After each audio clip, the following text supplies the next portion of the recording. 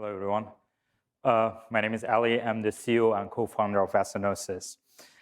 First of all, it's really hard to come after Augmetics because the great job that they are doing as one of the leaders in the VR.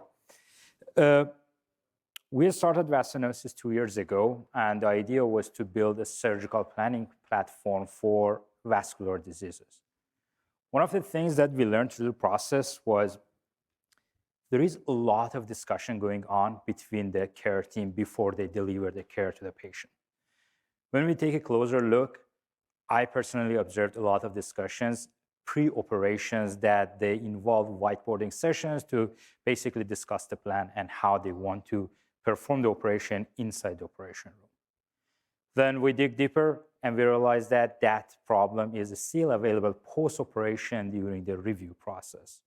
So after talking with a lot of different surgeons, we realized that there is a missing part within this communication, and that's why we built our solution, which we call it VGComms. So our collaboration management platform is a cloud-based 3D environment that lets the surgical team to discuss the case. We have built advanced state-of-the-art deep learning models to process patient-specific models and images to represent a great 3D representation of the vasculature. What happens? They can annotate the data, they can do different kind of measurements as a group discussion and discuss the case. All of that, as I mentioned, it's happening on the cloud, and as long as the team are on our platform, by just mentioning their name, they're gonna get a notification on their phone that their skills are required. So we divide our platform into two different systems. The first is the visualizer, the 3D rendering platform that we built, as we call it, VigiRecon. And on top of that, we are building and releasing different deep learning models every few months. We started with aneurysm, we're gonna be looking in the stroke and so on, and soon we're gonna be in the cardiology world. To give you a little bit insight about one of our advanced models. Here on the left, we're looking at a traditional MIP imaging where a surgeon looks at the vascular system in order to decide where is the anomaly and how to basically attack the surgery. On the right is the 3D model generated with our model. And as you can see, the amount of details that we can represent is significantly higher than any traditional method. We spend a lot of time building this platform, and one of the things that we removed entirely is a need for an advanced workstation where they can they can do the 3D rendering. Everything happens on the cloud in a matter of seconds. As soon as data hits the server, the engines are basically getting to the work, process data, and the physicians can basically get access to these advanced 3D models even on their phone. So here, the switch that you can see is basically returning from the deep learning model visualization and the more traditional 3D viewer. We also have more traditional features within this cloud-based viewer and different kind of measurements, plannings, and so on.